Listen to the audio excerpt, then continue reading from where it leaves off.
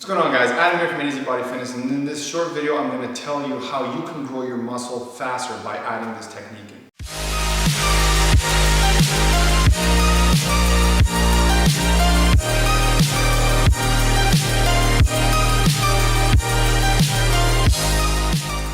Now, first things first, even when you do this, it's still going to take time. You can't get around the fact of that building muscle, even if you're doing everything good in regards to your tempo, your technique, how many times you're doing it, if you're actually squeezing, creating good contraction, it's still going to take time to build that lean tissue. So don't think this is going to be some quick put on, like tack on muscle type of thing, because that doesn't exist, okay? The best way to put on muscle, other than doing the other things of obviously making sure that your form is good, adding certain techniques into the fold, having good mind to muscle connection, obviously your nutrition, and also making sure that you're contracting the muscle as best as possible, along with creating good eccentric and concentric motion, which again falls into the other categories. Doing and performing the actual exercise or certain exercises for the muscle group more than once a week is going to help you develop it faster. Now, I know some people are going to be saying, well, you need recovery for it to grow, and if you some other nonsense of people saying that if you work it out too hard, it could stunt the growth. That's not going to happen. The more that you tear the fibers, the more it's going to grow. It does need recovery for growth, but essentially just sleeping or at nighttime, getting enough hours of sleep at night, and then also making sure that your nutrition and your calories are there, and you're getting the right amount of macros, and your protein intake is good, you're going to get the recovery it needs regardless. Now, the only thing I would say is, before I actually give you an example, is if you're not ready for it yet, or you're just starting to work out, I wouldn't do this right away. Just hold on, get used to working out, get your body used to the movement, get your joints used to the pressure of the actual exercises, and then start adding this in later. How long later is up to you. You could wait a month, 2 months, 3 months, 4, whatever you feel comfortable with. You don't even have to apply this if you don't want to. You'll still get muscle growth anyways. But in terms of, like I said, of the video and getting more results towards muscle growth, you can add this in whenever you feel comfortable. But you just want to make sure you're not overdoing it. So listen to your body. At the end of the day, you be the best judge for yourself, and you take it into your own hands. All right, just as an example, I'm going to show you with biceps, because who doesn't like doing arms, obviously, right? So I'm going to give you an example of what you would be doing with biceps on day 1, and then what you would be doing with your biceps 3 days later, okay? Now, you can either pair this with another muscle, which is very standard to do, or you can do it on your own. I generally like to pair it with another muscle group, because while that's taking a rest, you can work out another muscle, and then always just make sure you're hitting your form properly, you're contracting the muscle properly, getting even good eccentric motions in there. Regardless, I like to pair it with something else. So on the first day, I'm going to show you what you should be doing, more of a strength training, a bit more volume, and then on the second day is more of high repetitions. Okay, so on the first day of me training a muscle group, when I do this, I always start off with a heavier weight, because you have more strength to give. It's at the start of the actual session, so you can afford to give more energy.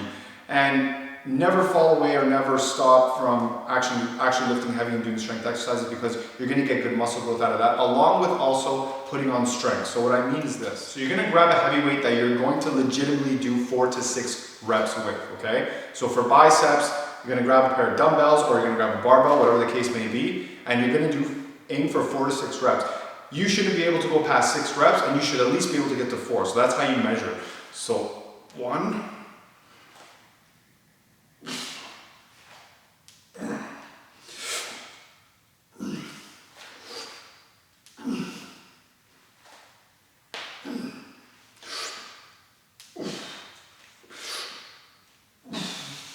Now, when you've done that, you're going to get a lighter weight, and you're going to superset it with the same exercise and go lighter. And you're going to do the same thing, same concept. So you're going to do the same exercise, just a little bit faster, okay? And you're going to go for anywhere between 8+ reps. Okay, you really want to fatigue the muscle, and you want to make sure that your form is good, you're creating contraction as you're doing it, all right? And then, as you finish off the exercise, when you're doing this, you want to put the weight down, and then move on to your other muscle group, and then repeat this again another 2 times. Now, the idea to do this the first day is, like I said, is more of a strength training regimen. So you're always going to start off with a heavier set. You should be aiming to do 4 exercises of 3 to 4 sets for this day, okay? After the first 2 exercises, after finishing 3 sets for each, you're probably going to start getting tired. maybe even before, depending on yourself. Listen to what your body does and listen to what your body says. So drop the weight a little bit. You're not going to be able to sustain this throughout the whole exercise. That's normal, that's fine, okay?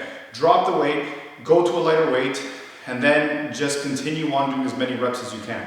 But this, for the first, if you can do 3 out of the 4 exercises with strength, great. You never want to sacrifice your form too much. You're going to sacrifice it a little bit, but generally, like I said, for the first 2 exercises, this is what you want to do and what you want to maintain as you're doing it. Superset it with a lighter weight after, and then move on to your other muscle group. Now, we're 3 days later, okay? So we're doing biceps again. What we want to do is we want to stay away from doing strength training. We've already done it earlier on in the week. We don't need to do it again. Some people who are a bit more advanced and they've been doing this for a long time, they can do this again if they really want to because their body can handle it. But just for keeping this video simple and for people to understand, especially if they're starting to do this, you want to grab a lighter weight and you want to aim for 12 to 15 reps, okay? You don't want this weight to be too light. It needs to be like light to mediocre. You have to obviously feel it. You want to be able to contract your muscles as you're doing it. You want to be able to still stimulate the muscle, obviously, right? But you want to go roughly between 12 to 15 reps and then higher, okay? So you want to basically do whatever exercise you're doing first, it's up to you. 12 to 15 reps, let's say we're doing bicep curls, okay? You're going to be doing 12 to 15 reps of that. When you do that set, you put it down, okay? Grab either the same weight or a little bit lighter, and you're going to do a different exercise, okay? It's going to be a different